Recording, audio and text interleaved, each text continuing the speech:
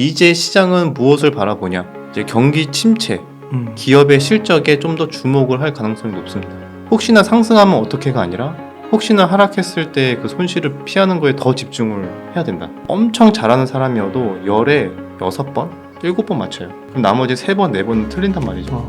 근데 그 사람들은 왜 꾸준하게 수익을 내고 시장에서 계속 살아남느냐의 차이는 그러면 주덕님 혹시 요즘 조금 좋게 보시는 섹터 좀 있으실까요?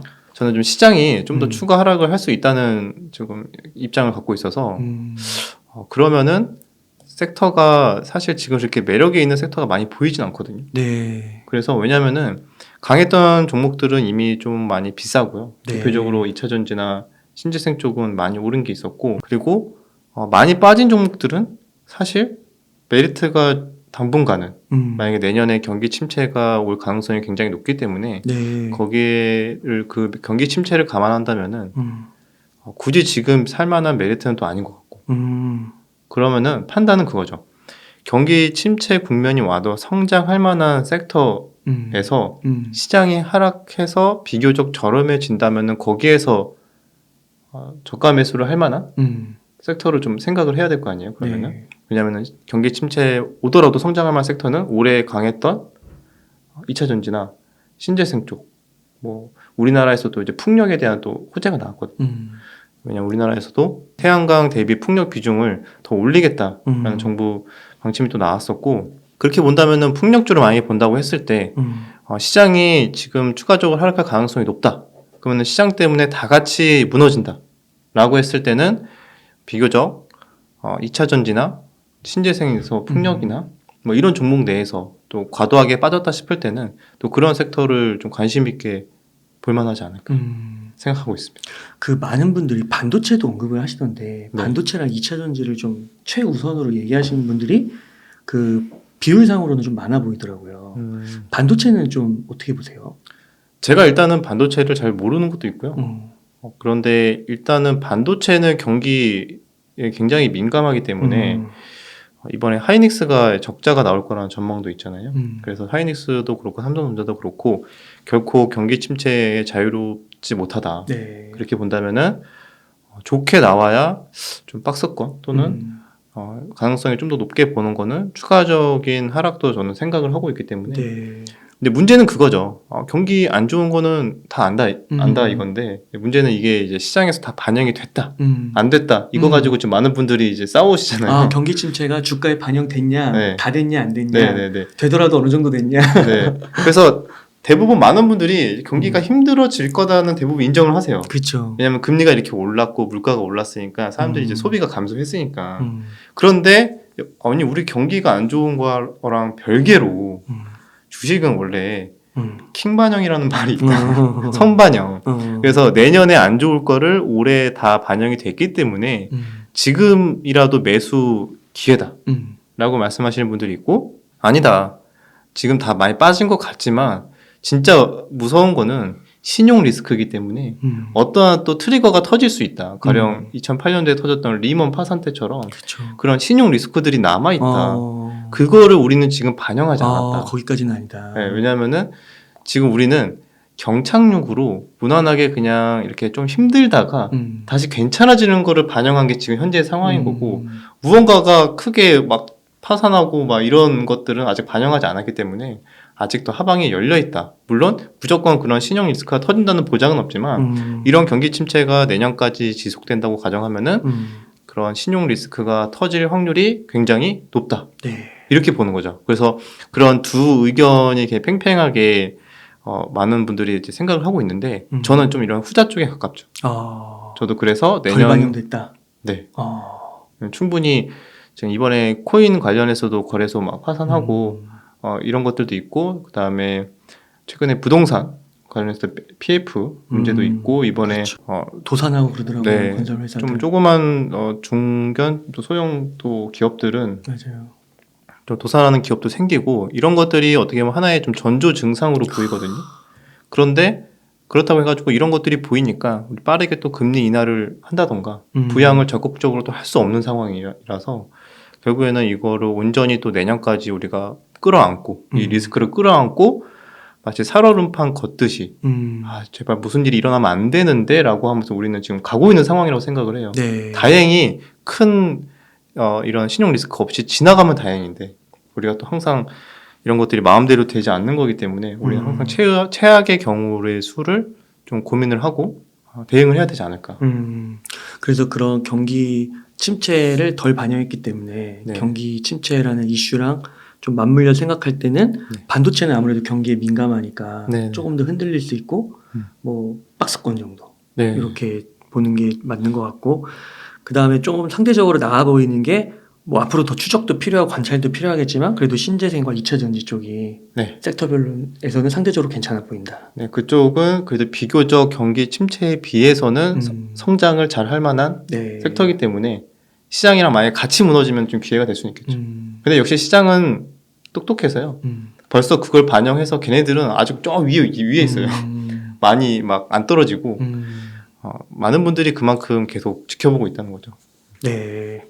그러면은 주덕님께서는 지금 현 시점에서는 아까 이제 말씀을 하실 때 추가 하락이 좀 염두된다고 하셨는데 네네네. 뭐 많은 분들이 좀 이 시점 되면 또 바라는 게 산타랠리 막 이런 거 있잖아요. 네. 산타랠리가 온다. 산타랠리 안 오나요? 네, 최근 제 유튜브에서도 네. 산타랠리 기대하지 말자라는 영상을 좀 올렸었는데 지금 시기가 사실 많은 분들이 산타랠리 기대하는 근거가 연준의 금리 인상 속도 조절이잖아요. 근데 그거에 대한 것들이 사실 최근에 많이 반영이 됐어요. 미국에서도 지수가 많이 반등이 나왔었고 다우지수도 한 단기적으로 20% 반등이 다 나와주고 좋은 흐름이 나왔기 때문에 그것들은 반영이 됐는데 이제 시장은 무엇을 바라보냐? 이제 경기 침체, 기업의 실적에 좀 더 주목을 할 가능성이 높습니다. 그러면은 여전히 기업이 실적이 좋게 나올 가능성이 굉장히 적고 그 이유에 대해서는 당연히 올해 초부터 누적된 금리 인상과 그리고 물가 상승 때문에 결국에는 그것이 사람들로 하여금 소비를 줄이게 만들고 그 소비를 줄이니까 기업들이 실적이 감소할 수밖에 없고요. 기업이 실적이 감소를 하니까 기업들은 또 최근에 아마존을 필두로 다른 또 기술주들 모든 대부분의 회사들이 다 감원을 지금 하고 있거든요. 구조조정을. 그 구조조정을 한다는 거는 실업률이 올라가고 그러면 그 실업자분들은 또 소비를 줄이겠죠. 그렇죠. 그러면 또 소비를 줄이니까 또 기업들의 실적은 또 안 좋아지고. 그러니까 악순환이 되는 경기 침체의 대부분 표본이잖아요. 이런 악순환이. 그래서 이런 과정들이 아직은 진행 중이라고 보고 있고 내년 초까지는 계속 진행이 될 걸로 보고 있기 때문에 예. 그렇게 본다면은 실적이 가장 안 좋아지는 시기는 그래도 내년 1분기에서 2분기 그 정도로 되지 않을까. 그러면은 주식시장이 좀 더 빠르게 반영을 하잖아요. 그러면은 한 올해 12월부터 내년 초까지는 좀 지지부진할 수 있다. 아니면 조금 더 하방에 좀 열려놓고 레벨이 한 번 더 낮아질 수 있는 거에 대해서 가능성을 열어놓고 일단은 보고는 있는데 문제는 여기에서 제가 방금 말씀드렸던 추가적인 신용 리스크가 만약에 터지면은 거기에 대해서는 또 예측 불가한 상황이 나올 수가 있는 거죠. 또 생각보다 더 크게 하락을 할 수도 있는 거고. 네.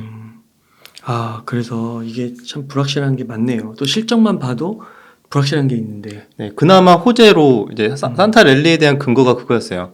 그 중국의 리오프닝 경기 부양 풀린다. 네, 그래서 그거는 지금 그래도 많이 기대감이 있는 상황이고 그나마 호재로 본다면 그리고 또 하나가 이제 전쟁 우크라이나 이제 전쟁 러시아 전쟁이 빨리 이제 평화 협상을 할 것이다라는 기대감인데 전쟁은 다시 하는 것 같은데요. 네, 최근에 또 분위기가 안 좋아지고 있죠. 네, 그래서 여러 가지 면으로는 너무 기대하는 것보다는 좀 더 보수적으로 보는 게 낫지 않을까. 일단은 내가 괜찮게 수익을 낼 수 있는 거를 일부 포기하더라도 일단 손실을 안 보는 게 더 중요하거든요. 손실을 안 봐야 결국에는 내가 이번의 기회를 조금 놓치더라도 다음 기회를 언제든지 잡을 수 있는데 한번 손실 크게 보고 하락장을 온전히 몸으로 그냥 다 맞아버리면은 아예 이제 다음 기회조차 잡을 기회가 아예 사라지는 거거든요. 그래서 그런 상황을 안 만들기 위해서는 혹시나 상승하면 어떻게가 아니라 혹시나 하락했을 때 그 손실을 피하는 거에 더 집중을 해야 된다. 그렇게 생각하고 있습니다.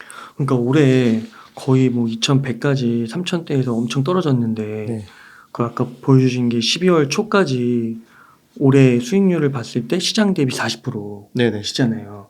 그러면은 지금 또 이렇게 말씀을 해주신 게 불확실성에 대해서 말씀을 해주셨는데 그럼에도 불구하고 투자를 계속 하시는 거죠? 네, 저는 어쨌든 전업 투자를 해야 계속 되니까. 하고 있고, 그다음에 저는 주식시장이 하락한다고 해가지고 음, 물론 손실볼 확률이 높아지지만 저같이 이제 단기 매매나 트레이딩을 하시는 분들은 그 변동성 자체를 좋아하거든요. 그러니까 상승으로 변동성도 좋지만 하락으로 변동성도 괜찮은 또 기회를 잡을 수가 있어서 인버스도 하시는 거예요? 뭐 인버스도 가끔 하는데 아까 이제 많이는 안 하고 음, 그래서 하락했을 때도 오히려 그런 과대 낙폭이나 강했던 종목에 한해서 또 좋은 사면 기회가 나오잖아요. 그러면 또 잠깐 반등이 나올 수 있으니까. 네. 또 그런 구간이 결국에는 변동성을 거래하는 사람들은 그런 식의 거래가 가능하고 또 말 그대로 개인 투자자도 이제 숏 포지션이죠. 하락했을 때 수익 나는 인버스처럼 그런 포지션도 종목으로 이제 잡을 수가 있어요. 그래서 그런 것들도 아마 트레이딩 많이 하시는 분들은 그런 쪽으로도 변동성을 거래할 것이고 그렇게 본다면은 꼭 그렇게 하락장만이 어떻게 보면 더 좋은 기회를 잡을 수도 있는 또 그런 상황이기 때문에 무조건 뭐 하락장 온다고 겁먹고 막 안 하고 이런기보다는 오히려 그런 상황이 올수록 이제 저 같은 경우에는 더 이제 집중을 많이 하죠. 시장에서 또 막 좀 더 신경이 좀 더 예민해지고 좀 감각적으로 최대한 집중하면서 좋은 이제 기회를 잡으려고 더 열심히 하죠. 그러니까 3천에서 2천까지 이렇게 떨어지면 이게 그냥 일직선으로 떨어지는 게 아니고 이렇게 떨어지잖아요. 네네네. 그럼 이렇게 좀 낙폭이 과대됐을 쯤에 사서 이렇게 반등했을 때 팔고 이렇게 이제 수익을 내는 건가요? 네, 크게 보면은 그렇죠. 근데 그게 이제 여러 가지 투자 전략 중에 하나인 것뿐이죠. 근데 올해 계속 그런 전략으로 한 건 아니고 그냥 그런 이벤트가 가끔 나왔을 때 할 게 없으니까 그렇게 과대 낙폭을 타이밍을 좀 잘 보고 있다가 여러 가지 또 지표를 보는 게 있어요. 지수상에서도 여러 가지 보조 지표도 활용하고 네. 이격도 이런 것들도 보면서 단기적으로 반등이 나올 높은 구간을 좀 노리는 게 있는데 이거는 미리 좀 경험이 많이 없고 좀 숙련되지 않으면은 좀 위험할 수 있기 때문에 그냥 그런 여러 가지 매매 중에 하나가 있다. 그럼 만약에 이렇게 떨어질 때 낙폭 과대라고 생각해서 샀는데 네, 더 떨어질 수도 있잖아요. 그렇죠, 손절을 하시는 건가요? 그렇죠. 애초에 여기 트레이딩 자체에 혹시 관심이 있으신 분들은 그냥 재테크처럼 그냥 편안하게 막 좀 공부하고 하는 게 아니라 굉장히 전문적으로 뭔가 과목 하나하나 공부한다는 생각으로 정말 디테일하게 공부를 해야 되거든요. 그냥 이쪽 세계도 이제 파보면은 굉장히 심한 부분이 많아요. 굉장히 공부할 것도 많고 매력적인 것도 되게 많고 그래서 내가 처음에 진입하는 순간부터 내 머릿속에 모든 시나리오가 이미 준비가 돼 있어야 돼요. 내가 맞았을 때 어느 정도까지 버티면서 수익 실현을 할 것인가 또는 생각보다 시간이 딜레이 될 경우에는 내가 어떤 판단을 할 것인가. 시간도 보는 거군요. 그쵸. 올라가야 되는데 안 올라가면 네. 일정 시간 동안 그게 이제 시간이 지나가면서 생기는 매물과 추세라는 것들도 있기 때문에 그 시간 요소도 있어요. 여러 가지 우리가 판단해야 되는 요소 중에 추세, 가격, 저항대도 있지만 시간의 요소도 있다. 그래서 기간 조정이라는 말씀 들어보신 분들은 알겠지만 기간이라는 게 시간이거든요.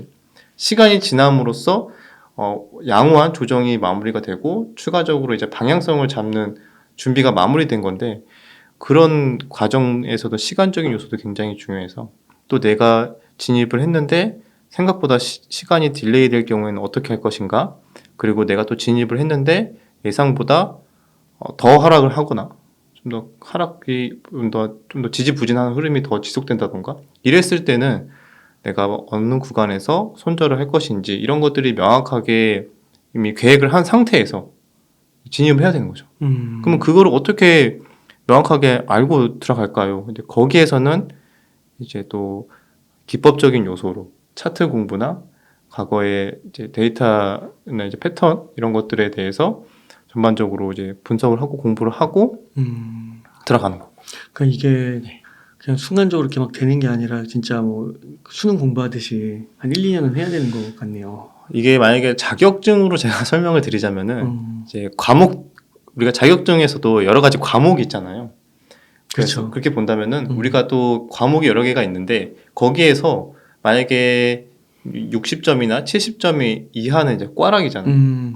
근데 우리가 아무리 다른 과목을 잘해도 하나가 꽈락이 나오면 이제 탈락이 되는 것처럼 불합격이 되는 것처럼 주식에서도 과목이 있다고 생각을 해요. 여러 가지 종목 선정이라는 과목, 뭐 시장 분석 또는 여러 가지 투자할 수 있는 전략, 그러니까 기법적인 요소도 있고, 그다음에 계좌를 운영하는 방법, 얼마나 종목을 비중을 이제 유지할 것인지, 손절을 어떻게 할 것인지 이런 계좌 운영, 그리고 무엇보다 또 중요한 것 중에 하나가 또 마인드.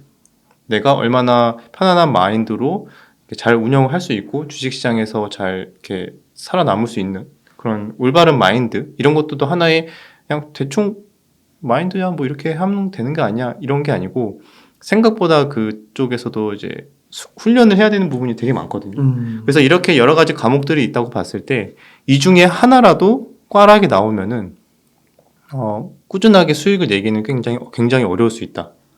이렇게 본다면은 이 골고루 이 밸런스를 굉장히 유지하는 게 좋아요.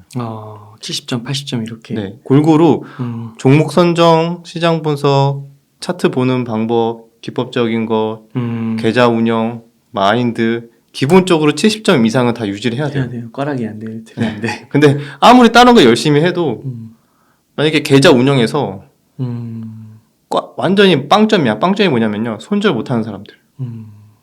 그러면은 아무리 다른 거 잘 보고 시장 분석 잘해도 백발백중 하는 사람 없잖아요. 아무리 시장에서 그렇죠. 엄청 잘하는 사람이어도 열에 6번, 7번 맞춰요. 그럼 나머지 3번, 4번은 틀린단 말이죠. 근데 그 사람들은 왜 꾸준하게 수익을 내고 시장에서 계속 살아남느냐의 차이는 손실이 났을 때 내가 틀린 거잖아요. 그거를 빠르게 인정을 하고 실패를 인정하고 그냥 손절을 하는 거예요. 네. 그래서 손실을 최소화하는 데 집중을 하고 내가 이 상황과 이제 분석한 거와 맞게 떨어졌을 때 엉덩이 무겁게 인내심 갖게 수익을 극대화하고, 트레이딩에서도 이제 기간의 차이 따라서 굉장히 다르지만 어쨌든 그런 관점은 똑같거든요. 그래서 여기에서 결국에는 꾸준하게 수익이 나는 사람과 살아남는 사람이 결정이 되는 건데 무조건 뭐 손절은 안 한다 이렇게 잘못 생각하시는 분들이 있더라고요. 여러분 뭐 심지어 워렌 버핏도 손절합니다.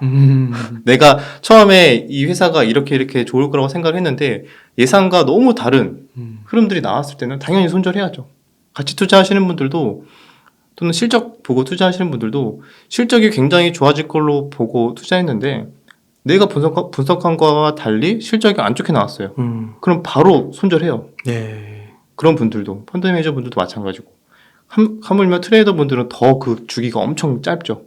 그런데 마치 손절은 주식은 뭐 하는 게 아니다, 이렇게 잘못 알고 계신 분들은 아무리 시장을 분석을 잘하고 종목 선정을 잘해도 내가 열에 3번, 4번 틀렸을 때 손실을 극대화하기 때문에 결국엔 살아남을 수가 없다. 그러니까요. 그렇게 본다면은 만약 과목이 5개라면은 그 어떤 하나라도 꽈락을 하게 되면은 시장에서는 이제 쉽지 않은 거죠.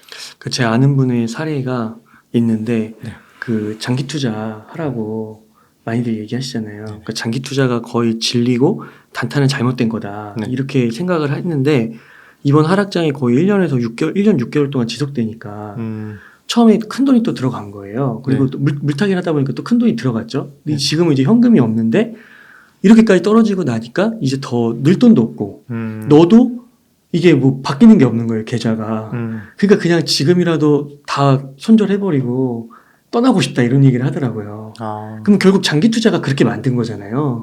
그쵸. 그러니까 이게 참 어떤 시장 환경인가에 따라서 좀 유연하게 대처할 필요도 있고 네. 단타나 트레이딩이 잘못됐다라기보다는 그래도 한 번쯤은 공부해 볼 필요도 있지 않나.